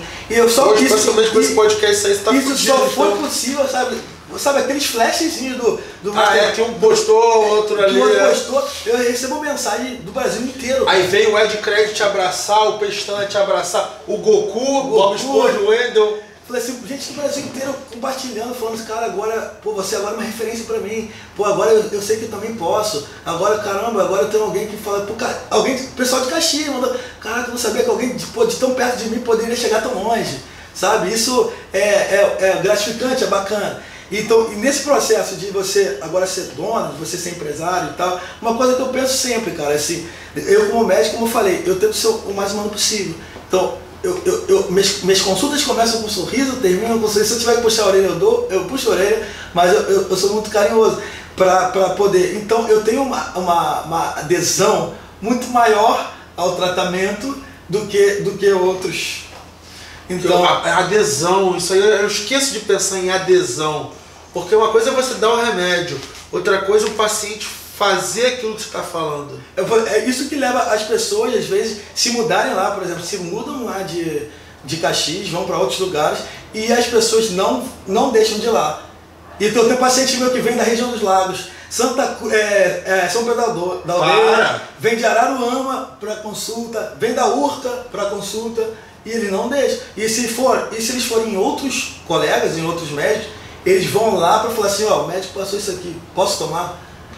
Porque essa confiança, essa relação que às vezes a arrogância do médico deixa isso passar, entendeu? Para o ego do médico, na verdade, essa arrogância atrapalha muito. E isso para mim porque você coloca aqui e seu cliente está aqui. Tá aqui. Você fechou nesse gap. E aí eu jogo ele aqui pro meu nível e eu, lá por exemplo, onde eu montei a primeira, eu trabalhava como médico do SUS. Cara, e o meu tratamento do SUS é exatamente igual ao tratamento da minha clínica, lá dentro. Eu não mudei nada, eu falei, não, aqui no SUS eu sou assim como eu vejo, e aí quando no consultório particular, aí você quer tratar bem, porque o cara tá pagando ali diretamente para você, né? No SUS paga, mas é da mesma forma. Então eu chego lá para fazer alguma coisinha para uma senhora, por exemplo, eu chego lá, abraço, eu chego lá, elas dão um beijinho na minha testa, sabe? Então é uma relação bem bacana que eu tenho com meus pacientes em geral. Eu tento ajudar ao máximo, eu tenho uma ótima relação médico-paciente com eles e eu não preciso ser arrogante para isso, sabe? Para mostrar que eu sou bom. Então eu consigo colocar meu parecer, meu ponto de vista, e consigo ter essa troca com eles e que não estão acostumados, porque eles são maltratados muitas das vezes no SUS, entendeu? Quando eles chegam no SUS, a recepcionista não olha, é o médico que não olha direito, é isso. E aí, ali não. Quando ele está ali comigo, é por isso que às vezes assim, eu faço questão de chegar cedo, quando eu estou no serviço público, eu não chego atrasado, eu faço questão de chegar cedo, porque eu não gosto de ninguém me esperando, sabe? Aquela coisa de, o médico, a consulta do médico está 8 horas, aí o médico chega 10 horas pisando nas nuvens e passa direto e, sabe? Pisando nas nuvens. É, isso aí. Agora, eu chego cedo, eu atendo todo mundo, eu atendo com um sorriso, isso faz uma diferença enorme na vida deles, no tratamento deles. Então, isso para mim é como se eu estivesse retribuindo e falando, cara, Deus, ó, muito obrigado porque eu cheguei até aqui, só que a bênção que o Senhor colocou na minha vida não pode parar em mim, eu tenho que fazer mais e mais para abençoar a vida de alguém, senão não faria sentido eu ter o que eu tenho hoje. Entendeu? Caralho. Caraca, essa foi forte. Então vai ser sempre assim, sabe? Vai ser sempre assim, você pode, embora assim, eu sei que sou bom e no que eu faço e tudo, mas isso não vai, sabe, eu não vou ter essa barreira com o paciente. E o meu público, dentro desse projeto novo da cardiologia, eu pego um paciente que já está fragilizado e que já foi muito tempo ali maltratado nas filas do SUS e nas coisas. Então quando ele chegar para mim, ou dentro da minha equipe, tal, já tem um impacto diferente. Ele já vai ter um impacto diferente. Por isso que quando eu chego e abro a porta com um sorriso e falo, bom dia, tudo bem? E fala, vamos lá, e aí, o que tá sentindo? Isso aí é como se fosse uma coisa, é como se eu estivesse fazendo uma coisa de outro mundo, sabe? Você pode estar com problema em casa, cara, e você dá um sorriso. Eu posso estar com o problema que for. Você é um ator, então. Você pode ser tipo, você tá lá, ó, no palco, você tá sorrindo. Mesmo quando tipo, tem alguma coisa errada na tua vida pessoal, em casa, pro seu cliente, você tá sorrindo. Eu tô sempre sorrindo. O paciente, ele nunca vai me ver mal-humorado. E é uma coisa boa, porque eu passo isso pros meus funcionários. Entendeu? Às vezes a recepcionista tá lá com um cara feio, não sei o quê. Então é um exemplo que eu uso. Você já me viu chegar aqui de cara feio? Liderar pelo exemplo. Liderar pelo exemplo. Agora eu vou te mostrar um lado oposto, que é como eu uso o personagem de bad boy e arrogante do Instagram. Por quê? Porque afasta quem é madeira fraca. Eu não quero gente fraca perto de mim.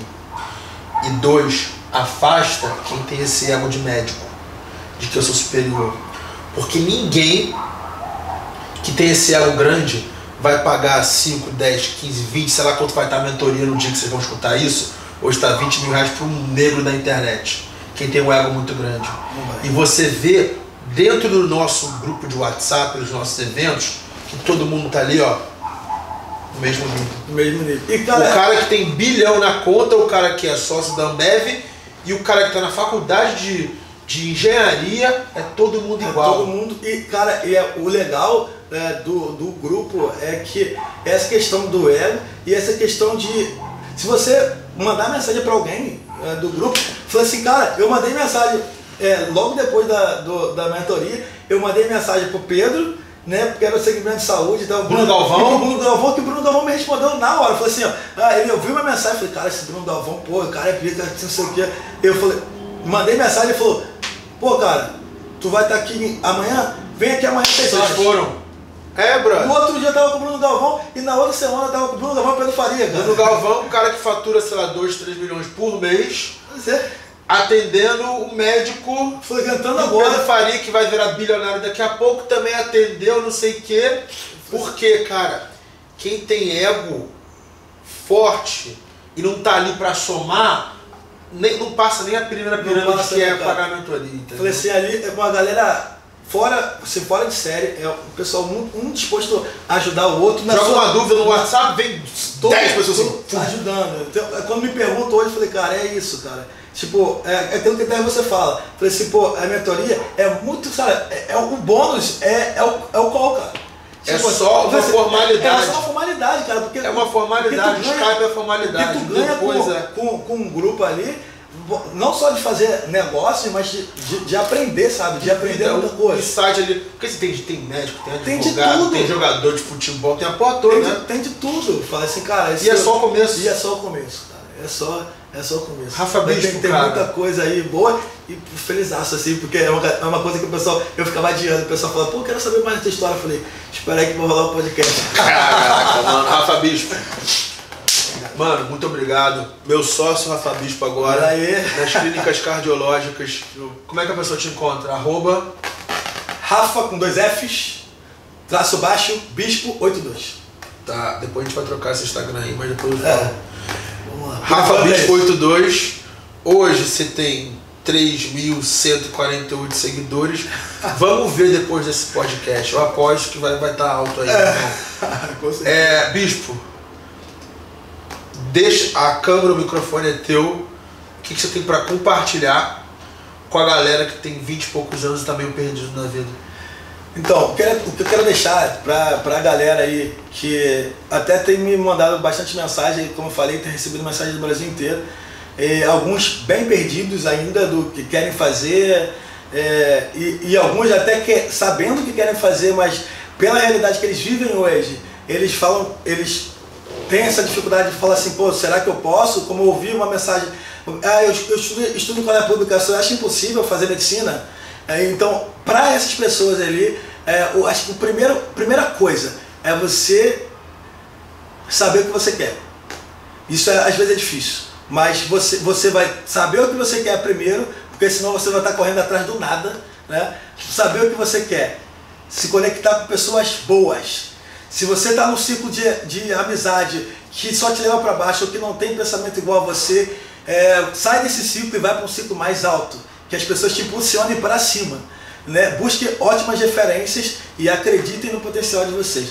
Então, como eu falei, o ponto de partida é definido, o ponto de chegada é a gente que define. Então não existe nada impossível que você não possa fazer se você não tiver ninguém que te dê esse apoio e fale, vai lá e você vai conseguir. É o que eu falo sempre, um mais Deus é igual a maioria, então você não está sozinho. Então acredite naquilo que você pensa, naquilo que você tem um propósito, naquela tua missão, e deixa de ser um sonhador, deixa de viver o sonho dos outros e passa a escrever a sua própria história, para que no futuro você viva o que eu estou vivendo hoje, para que no futuro você seja referência para alguém e as pessoas olhem para você e falem, pô, aquele cara lá, eu quero ser igual a ele. Além dos 300 mil da tua clínica, eu vou aproveitar a câmera e a audiência aqui para dizer o seguinte, cara, se você é negro, se você é de favela, se você está fazendo medicina, eu agora acabei de lançar a Bolsa Dr. Rafael Bispo. E eu vou dar uma mesada para botar um concurso lá, vamos fazer negro, fazendo medicina e de favela. Bolsa Dr. Rafael Bispo. Comenta embaixo da foto que eu postei no podcast, @R2Rayan, fazer um processo seletivo. E vai ter uma mesadinha todo mês para você não passar o que ele passou ali, de ter que comer joelho, de ter que mais? De não ter roupa, de se sentir muito inferior aos colegas de faculdade. Bolsa Rafael Bispo tá lançada. Irmão, tamo junto, cara. Esse foi mais um podcast Mundo Rayan e até a próxima. Obrigado, cara. Segue aí.